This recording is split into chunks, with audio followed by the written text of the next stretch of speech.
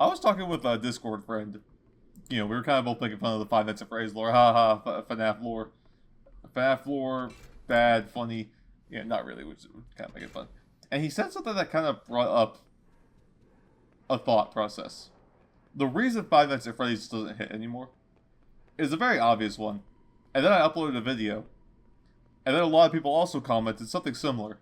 But it really is worth talking about. You know, it's a really important thing.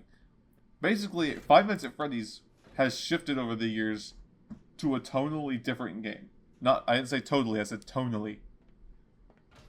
This part might require my attention. Freddy's a real G! Saving our lives. Just cause he can. Just because he's cool like that. Never if I see any disrespect for Freddy in the comments, I will punch you in the mouth. So yeah, when we compare the original Five Nights at Freddy's, right, to what we have at this moment. Now, keep in mind, I'm not claiming to know the lore, because I kind of gave up on it. I'm the representative for the games, alright? I'm here to make sure the games are good. And that they're at least enjoyable enough to get through, as far as the story is concerned. I don't particularly care about the lore anymore. I'm not getting out of this one. I'm gonna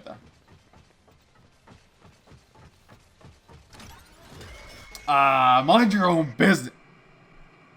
Mind your business, David. So when you look back at the original Five Nights at Freddy's, the whole point was you're trapped in a pizzeria, robots trying to kill you, right? Okay. That's not, you know, that's not like, it's cool. The gameplay was done in a way that, like, really evokes that fight or flight response, right? But you can't do anything about it, is the problem. You have fight or flight, but you can't do anything about it. That was the kind of like that was the gameplay. But what gave Five Nights at Freddy's that edge, I'd rather not. She appears to be a bit stuckinated. I'm pretty sure she's stuck in Dr. Doofenshmirtz's Stuckinator. Oh, come on. That is the cheating. That is the cheating. Ladies and gentlemen, security breaches AI. So what gave the games that bite, that punch, in a manner of speaking, was that these robots had a backstory. They weren't just robots trying to kill you. That'd be kind of weird. That'd be kind of lame. It'd be forced, right? It'd be a little forced. These robots are actually containing the bodies, and now spirits, of dead children. A little faster if you don't mind, Gregory. A little freaking faster. A little faster, please, Gregory. It's so hard to commentate and play games that actually require attention. So these robots are now potentially vengeful spirits. And, they have the bodies of things that could probably maul you. So because of that bite that the game had, right, it sort of cemented mystery. Now, the mystery wasn't crazy. We knew that, like, okay, someone killed these kids, right? Why? We don't know. Honestly, I don't think at the time we really cared. Oh,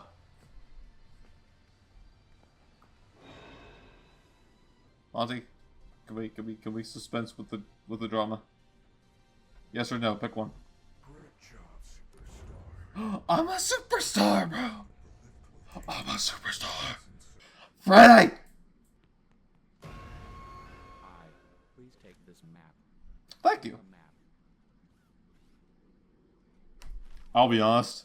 Thank you. That took me entirely by surprise. Thank you. That caught me completely off guard. Now, Five Nights at Freddy's has always kind of surrounded itself in, like, the idea that these robots are possessed by souls, right? And that's what made it cool. That's what made it awesome. Now, you probably know where I'm going with this, but I think as a more extreme example, I'd like to point out Sister Location. Because, time for what I consider to probably be the most annoying part of the game, honestly.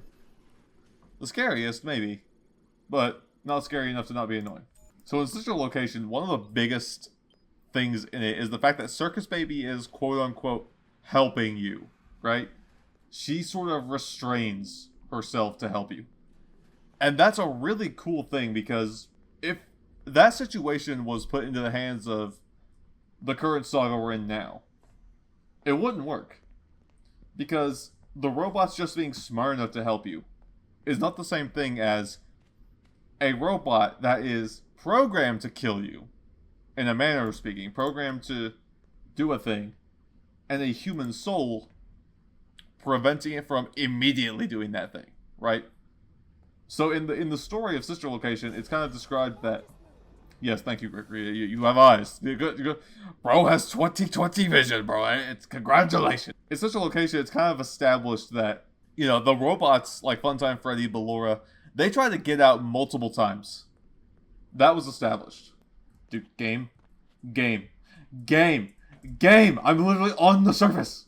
Like, the fact that Circus Baby was different was what made that game partially so interesting. It's like, you know, you had the normal animatronic stuff, and it was done very well, but then you had Circus Baby who was, like, helping you for some reason, right? Like, why? Why is she helping you? Now, we know she was deceiving you, in a manner of speaking. She never told you the lie or the truth. If you take apart Freddy, I will wring your neck. Thank you for not killing me, Freddy. You're too chill. You just can't do that, can you? You can't kill me. What was I saying? That was a big time skip. They are not capable of hurting a guest. None of us are. It would go against our programming. And that's the point, Freddy. That's what I was just saying. Normally, in Sister Location, right, Circus Baby would have to be going against her programming, but the robots don't do that unless they were secretly made to do that. And then it just becomes weird writing, lazy writing, right? Like, oh, the robot's not evil, it's just doing the thingamajig. They're following their programming. But in Sister Location, with a human soul fused to the bot, there's some element of control there. And more importantly for gameplay, unpredictability. Kids who have home birthdays have fewer friends and parents who don't love them. This has been another fun fast fact. We're trying to gaslight children.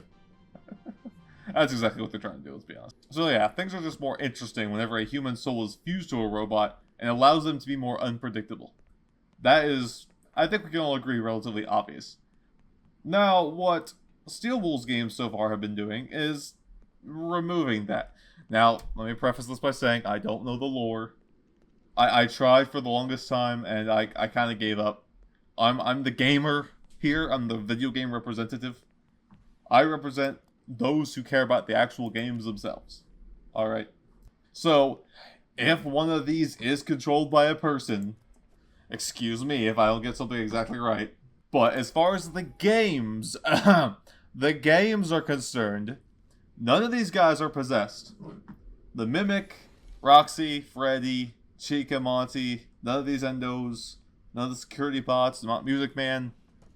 As far as I can tell, through the games, these guys aren't possessed. Now, if it said somewhere in a book that they are, that's irrelevant, because I'm talking about the games.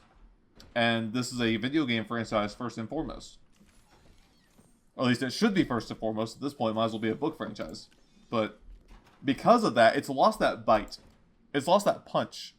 Now, the Mimic being able to mimic voices for its own, to fulfill its programming, is something, right? It's interesting. It's not more interesting than if he was possessed by a soul, but it's something, right? It's better than nothing. You know, I'm not exactly hating on the modern story. I'm just explaining why some things are less interesting, right? And, you know, Freddy helping us, as cool as he is not as interesting as Circus Baby pretending to help us, right? That's kind of the big thing. That's the big difference between this game and Scott's games. It wasn't just programming that was telling these enemies to do these things. It was some form of human motivation, which I believe is very important. Now, it's not to say you can't make interesting stories under these circumstances. I'm not saying that at all. You absolutely can. It's just less interesting in general, right? Especially when you start off with an interesting premise and then kind of abandon it, as Five Nights at Freddy's seems to be doing. Again, if any of these characters are possessed, why is the game not telling us? See, I would say there's implications that some of them are possessed, but there really isn't. It's all just kind of straight programming stuff. They all seem motivated by programming. And I am excited for Secret of the Mimic, don't get me wrong. I'm covering it day one. Subscribe to the channel to see coverage of it, full coverage. Alright, I will be here. I'll be here for your amusement. If indeed I can provide any of that. But that's essentially what made Five Nights at Freddy's so good. Now, I'm not saying I don't like whatever they're doing here. Because with what limited motivation, I guess, the Mimic has, they're able to make a relatively interesting story out of it. I'm not saying I'm not the slightest bit interested in what Gregory's deal is. Someone in the comments said apparently we do know what Gregory's deal is, and I just didn't know it because of the lore.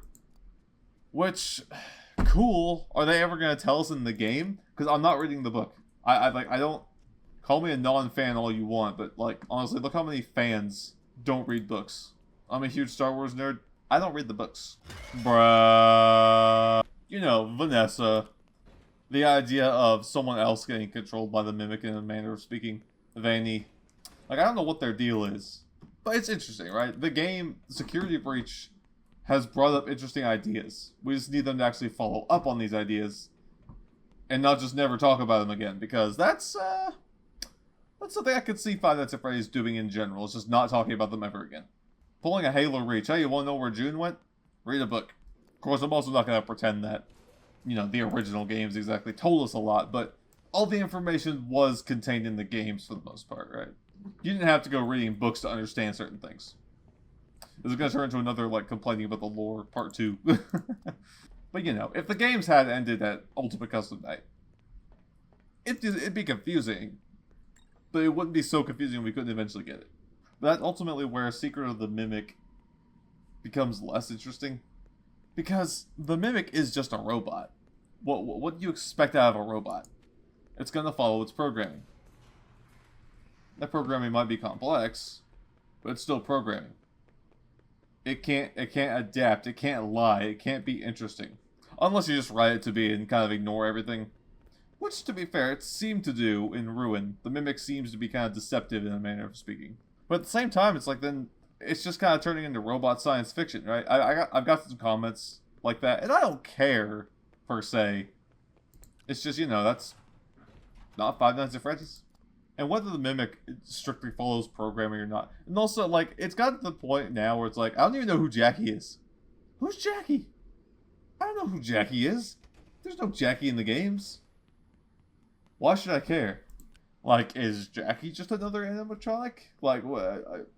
Is it like another Mimic? Who's Jackie? Like, Jackie's kind of, like, become a staple already, and yet has not been in any of the games yet. Actually, I did not finish Help Wanted 2. I take that back. I did not. Was Jackie in Help Wanted 2? I don't remember. I might be forgetting that. In which case, it's my bad. But I don't recall a Jackie being anywhere. All I know is Jackie Chan. Alright? Look, if Jackie can't, like, punch through wood epically and without, then maybe I don't care. Like, the problem is I don't really know the extent of these animatronics, so I can't tell if it's gonna be more or less interesting than the ones with souls in them, right? Like, if Mimic's trying to mimic Afton, which they don't say that in the games either, but if he is trying to do that, does that mean he's gonna go literally? Like, is he gonna go that far? Is he already putting kids in animatronics? Part of me hopes so. Part of me hopes so. Because that means we haven't actually left our roots, which is good. But then it's like, okay, nothing's happened yet, though. We're a few games in now, if you count Help Wanted. And I still don't really know what the Mimic's doing. It'll be interesting, though, to see Secret of the Mimic. Like, imagine if Freddy... Wait, what? Oh, did I upgrade his battery life? Cool. Like, imagine if Freddy had a person's soul attached to him. Imagine if he had to, like, fight against his programming to keep from killing Gregory. Now, I guess when he said just a second ago, I don't feel like myself, I guess it was implied, maybe, that he was fighting something back, but I don't know. See, I keep wanting to bring up the lore, because you can't really talk about these games from a story perspective without bringing that up. Game theory and all that nonsense, but I can't. I don't want to. It's not that I'm not interested in the lore, it's that I can't even confidently say if anyone's correct about it or not, because the games aren't telling us anything. So yeah, I'm not really here to say much. It's just kind of like, I kind of miss that spice, you know? It's kind of what made animatronics different from robots, was that human soul aspect. Now, as far as the whole remnant and whatnot, because I do know about that. Again, it's hard to care, because it's not like the games are actually doing anything with these concepts. We're just learning about them in the books. The books, the books, the books, the books, the books. The security logbook. Oh, the security logbook. Listen, the trilogy novels were actually amazing. I'm not going to get into that, though, lest I risk ranting. Oh god, there's the Maser size back there. I downloaded a mod a while ago that actually got rid of the Maser size. But I can't... The mod loader is either outdated or... Like, the mod loader got rid of security breaches as a moddable game or something like that? Is something weird happened to the mod loader? Where it kind of just didn't have security breach as a game anymore? It was kind of bizarre. Said something about looking at this for his friends. You know, it's not like I'm interested in the lore. But I'm just sick of having to, like, take people's word for things, you know? Like, I can't just believe people anymore. I have to just believe game theory because they put more effort in than everybody else. You know, as far as the whole, like, robots versus soul possession thing. At a certain point, who cares? Because if the robots are going to act the same anyways, then they've kind of taken the spice out of things in a different way. Like, without any souls, then why did you have the souls in the first place? I don't know. I'm kind of just spouting nonsense at this point. Again, don't leave lore comments. I don't care. Like, I genuinely don't give a crap. Because I don't believe you. It's as simple as that. I don't believe you. Say whatever you want. I can't believe you. Because I haven't read the books. And even if I had read the books, I can't just immediately associate that into the game. Because the game ain't saying nothing. It ain't confirming nothing. Anyways, I hope Secret of the Mimic's good. Be here for day 1 review. It'll be fun times. Anyways, thanks for watching. Do the YouTube stuff. Yeet.